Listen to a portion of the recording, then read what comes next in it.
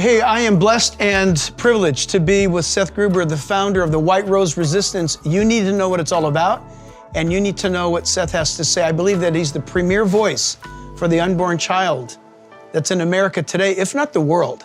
And so, Seth, I know this is unrehearsed. We're sitting down right now together. But just tell us about what's going on, some of the projects that you have lined up, and really, what's going on with your relationship to the church, with your vision, with the mission. Are you getting the love? Are you giving the help? Are you being taken care of? What's going on? Yeah, amen. Well, for those of you guys listening, you guys, if you don't know this, you need to know this. Pastor Jack is himself an abortion survivor. Yeah. And some people don't know that. Some people remember the Calvary magazine interview you did years ago. We did an Instagram reel with your team that we collaborated on together.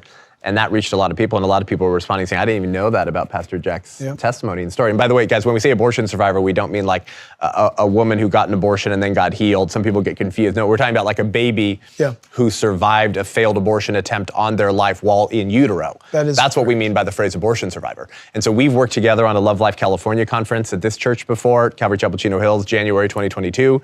And we had our friend Melissa Oden, who runs the Abortion Survivors Network. And it's so profound to be with you, Jack, again, just thinking about the horror and trauma of having your life attacked before you've even seen the light of day, before you've even felt the warmth of your mother's arms, that your life was being assaulted and attacked already.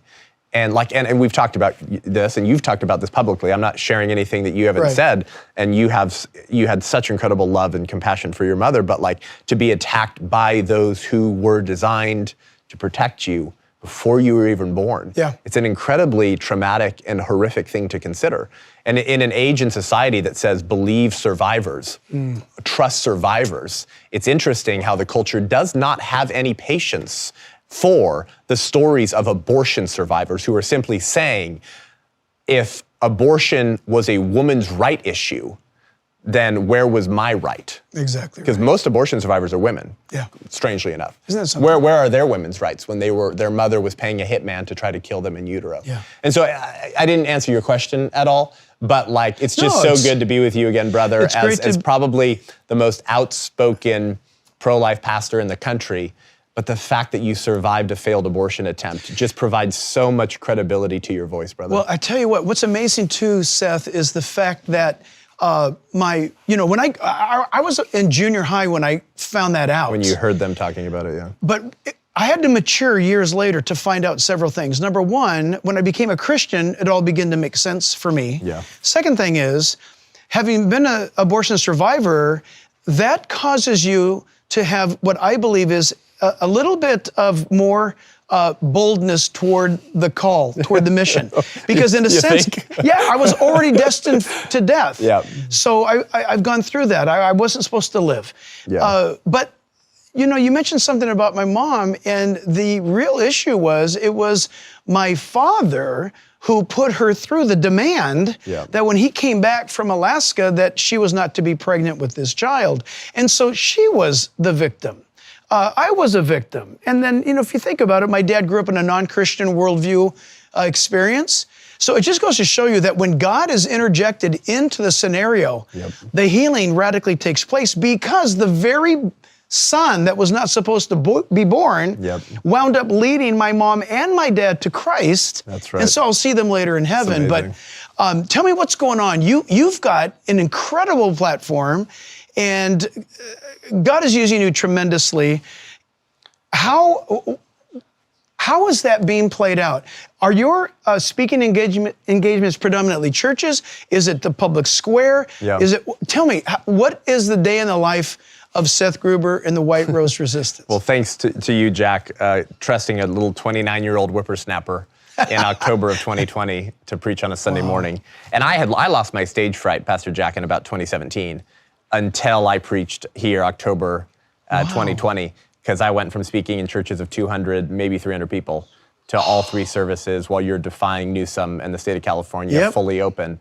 And that was the morning that changed my life, actually, was having spoke at Come Back California a month before. And then you had me at 29 years old.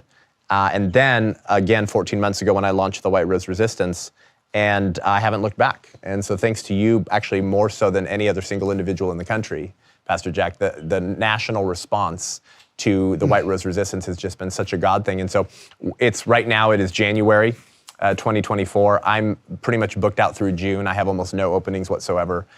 We have 3 kids. We moved to Kansas to be closer to the in-laws because of all the traveling. Right. We're probably the fastest growing pro-life organization in the country right now. And what makes us a little more unique, because I'm not here to talk down other organizations. We need lots of other organizations in the movement. What makes us unique is I think, I'm trying to put myself out of a job.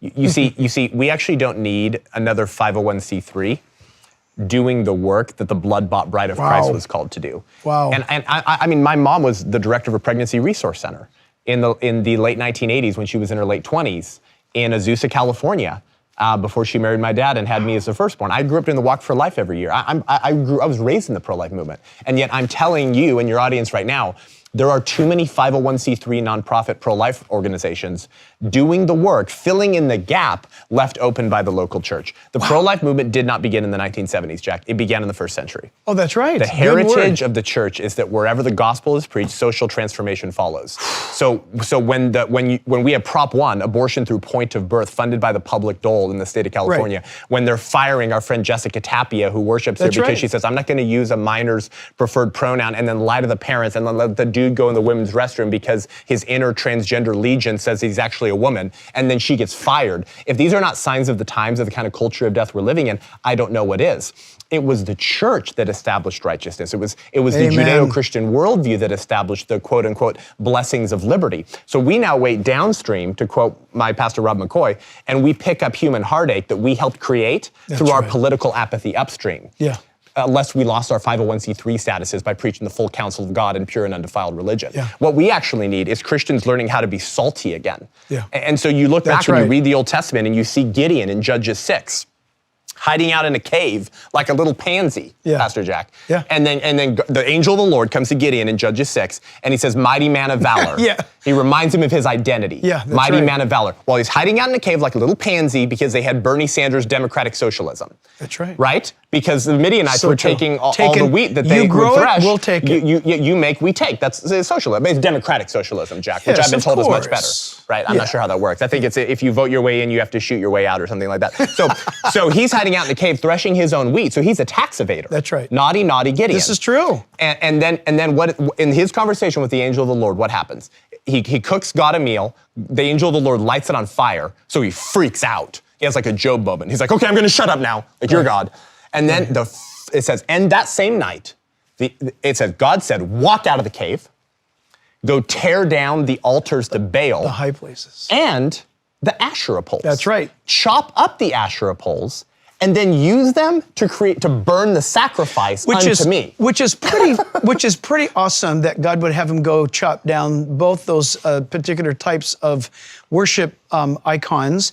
One of them being the, how do we say it? One of them being a very tall pole that is. I see where you're going. Yeah. Can you believe this? This is in the Bible, people. You just sound like a conspiracy theorist. I know, but in the Bible, God says, tear down those Asherah poles. Those Asherah poles, which were fertility poles, where people would gather together and orgies, the goddess of sex. Truly orgies to all of these various deities, and then the pregnancy that follows.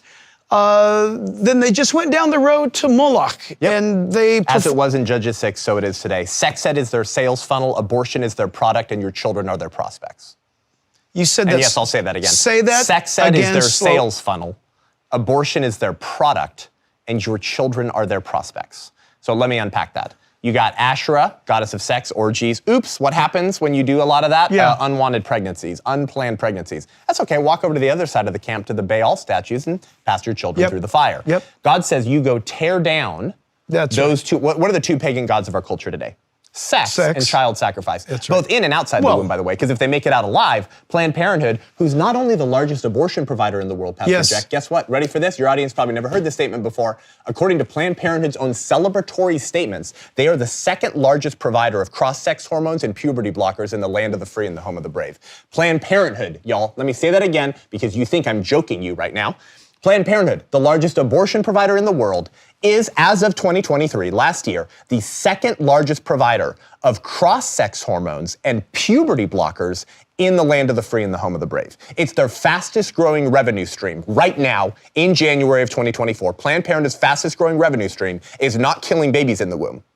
It's selling cross-sex hormones and puberty blockers, by the way, creating permanent clients who will then need those drugs forever, especially if they go the full route with surgical castration and surgical intervention. They will need drugs for the rest of their life. That's a permanent client, just like Big Pharma can create. That's the same organization, Planned Parenthood. That's exactly, and that's brilliant. They are the largest provider of comprehensive sexuality education in America's public schools, which, yes, is that pornographic, they've got to preach horrifically inappropriate, absolutely lewd. Remember when Attorney General Merrick Garland, of course, said after that brother in Pastor Gary Hamrick's district, that's right, in Loudoun County, Virginia. By the way, him and his family got saved. They attend Cornerstone Chapel now.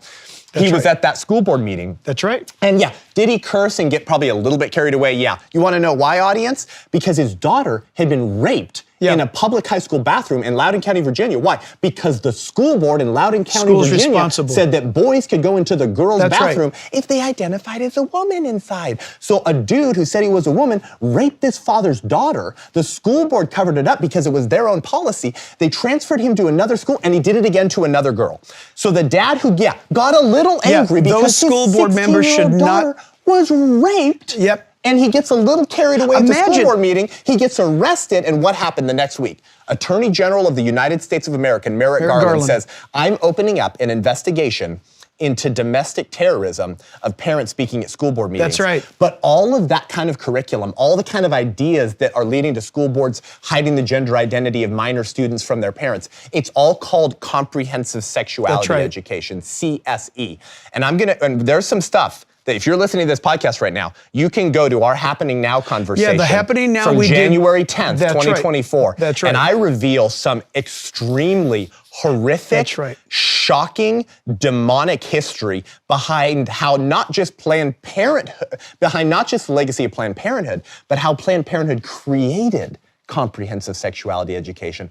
All the lewd porn stuff in the schools. Sometimes it's during sex or health week. Sometimes it's in the school library, but sometimes it's actually in the required sex ed week at public high schools. Planned Parenthood, Jack, wins 80% of the public funds for grants to go put that horrific sex ed that they wrote, and then they go get the grants to go put their own curriculum into the schools. So what am I trying to say? Well, let me try to circle the barn here because I'm getting a little carried away. That's all right. Asherah and Baal. That's right.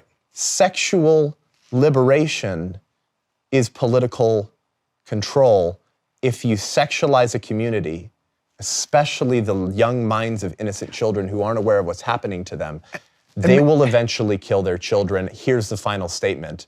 Child sacrifice has always been the conclusion of sexual liberation, as it was in